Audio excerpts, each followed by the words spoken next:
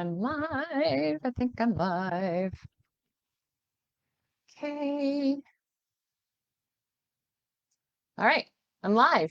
Hey, hey, hey, hey, hey. Confident Women's Community.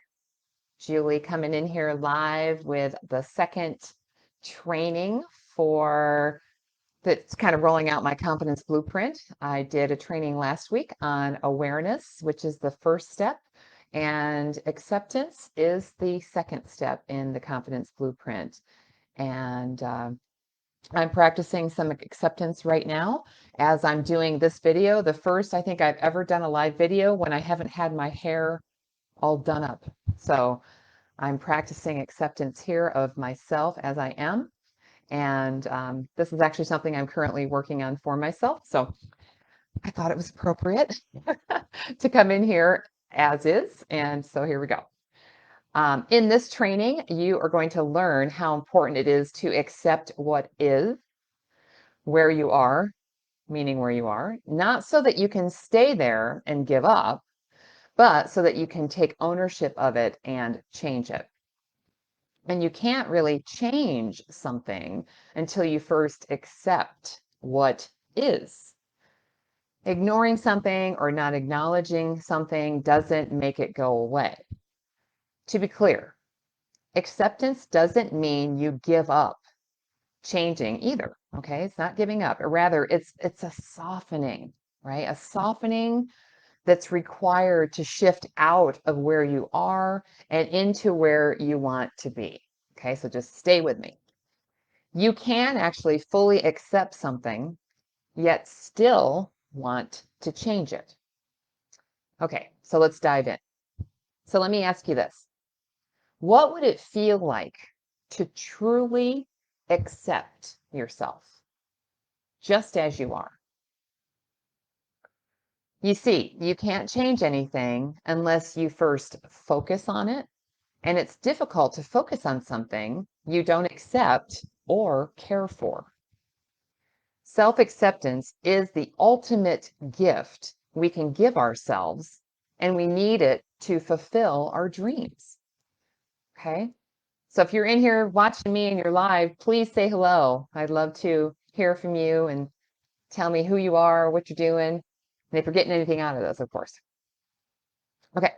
To have, be, or do whatever it is that we want, you must first accept what is.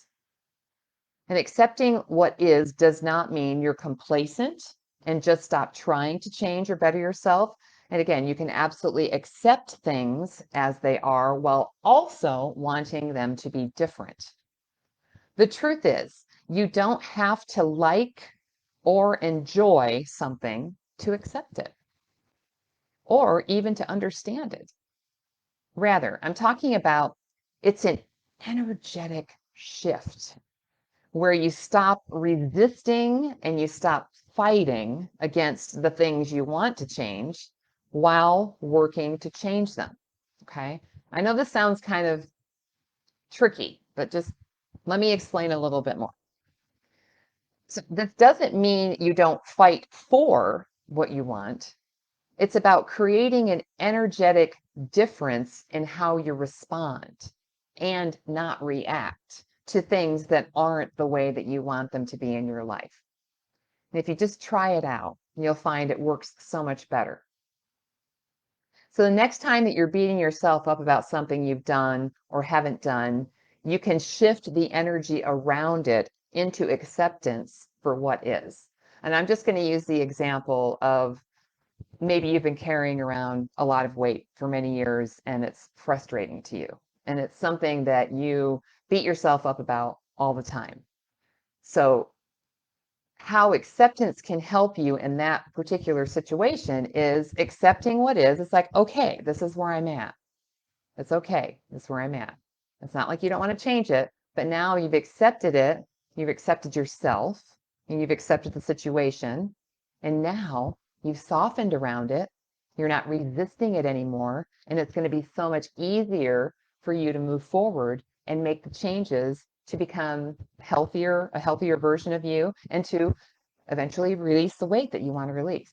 So that's how this comes into play. It's like if you're resisting and fighting against something, you're actually, the energy around it is all wrong. And what you resist persists. Same thing here. So acceptance allows a release and a softening that helps things actually move.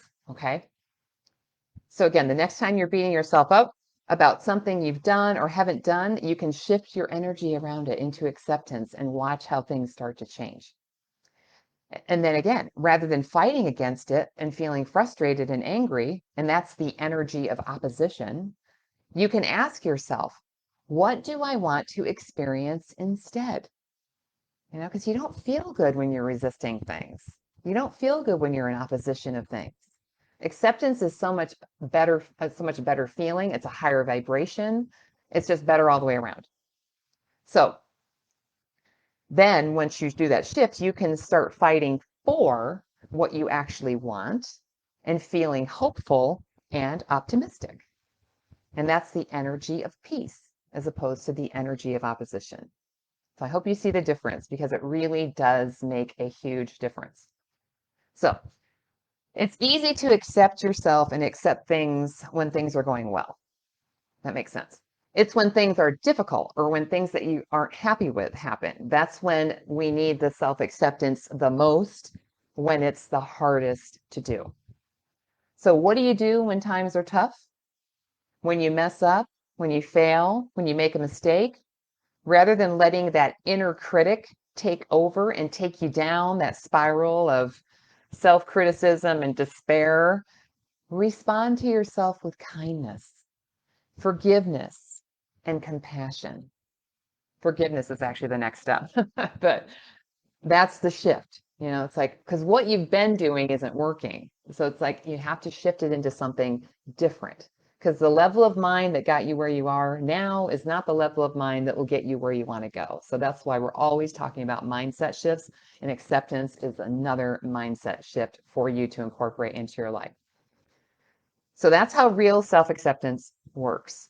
Softening towards yourself opens the gates to forgiveness, which in turn helps take your energy and your power back. Changing how you relate to and connect with yourself when things go wrong helps you release the shame that you've accumulated over time from your life, your environment, and your experiences. Okay, because that shame is something that sticks with you. And this is a way to release that and let go of some of that. Again, by shifting and putting more focus and energy and attention on the outcome that you want, like feeling good or feeling optimistic or feeling hopeful, the outcome versus the outcome that you don't want, which is how you're feeling right now, which is probably not happy with yourself, critical of yourself, and just stuck, you will shift your energy and feel better about yourself. And when you feel better about yourself, then you're going to want to do more stuff for yourself. Now, the same applies for general acceptance. I mean, I was kind of focused on self-acceptance, but this is about general acceptance as well, because there's a lot of gold in general acceptance too. So general acceptance for all things, people, circumstances, current events, and all relationships in life. There's a lot of opportunity for acceptance there too. Again, acceptance of anything does not mean that you agree with how things are. You can still desire to work towards change, but it definitely will make a difference in how you feel and how your energy is going after whatever part you can play to affect a change. Okay. Now, I've called myself a feel-good junkie for years, so I'm always looking for ways that I can feel good, and this is definitely one of them. Okay, this is absolutely one of them. It's helped me over the past several years in my own self-discovery journey, as well as last year in particular, and I know you know what I'm talking about. Okay, so if you're really going to accept and love yourself, it requires the energy of ease and peace. Okay. Your actions, behaviors, and choices need to change too. Okay. So, circling back to my original question, what does it feel like to have self acceptance? I'll tell you what, it feels relaxing, it feels soothing, and it feels calming. It feels like it feels like relief, and it feels good. We were not put on this planet to beat ourselves up. So I invite you to try a new way of being. Self-acceptance is not always easy, but the more that you embrace all that is you, all what is, the sooner you can go after the changes you are fighting for you. I hope that makes sense. I would love to hear from you if it doesn't, because I love to jam about this kind of stuff all the time. And you know, I don't want to just talk to myself. So please let me know your thoughts around the subject and how this hit you, if it resonated with you, if it makes sense. Again, questions are always welcome. And again, I'd love to hear from you if you struggle with self-acceptance and what ways you deal with it. If that's not something that you've worked out yet, then, you know, obviously I would love to help you find ways to do that. I have a wonderful, in fact, I have a wonderful guide that helps you accept and connect with your body, which in turn will help you in your goals of overall health and weight release, if that's something you're after. So if you'd like a copy of that, of my guide around connecting with your body, please just comment on this video, below this video. Leave a comment, leave an emoji, leave a funny GIF, whatever, but just let me know that you're interested in receiving that, and I'll make sure that I get it to you, okay? And, oh, I have something good at the end here. Now, just to wrap up, I think it's always nice to give you a few exercises or maybe a homework assignment or something that maybe you can do to try and see if you can get more acceptance into your life. So here's a few exercises for you to practice acceptance, okay? The first step toward developing lasting self-confidence is to practice acceptance of your strengths and of your challenges. Okay, so I'd like you to list your 3 greatest strengths and why you're grateful for them. One of my greatest strengths is my sense of humor. Hello. I love to laugh, and it is totally a strength of mine. And I know it makes me happy, it makes other people happy, it makes other people comfortable. Yeah, so it's definitely a strength, and I'm very grateful for it because it has opened many doors for me, just having a sense of humor. So yeah, that's one of mine. The second thing I'd like you to do is list 3 of your challenges or your weaknesses, okay? And what you can learn from them, okay? So that's the 2 assignments. List 3 greatest strengths you have and why you're grateful for them, and list your 3 greatest challenges and what you can learn from them. Oh, here's another one too. Now, how hard it is to accept validation from others. This is just something to think about in your everyday life. Write about it, write in your journal or write on a pad of paper, wherever, about a time when you shrugged off a compliment. Because I know I've done that.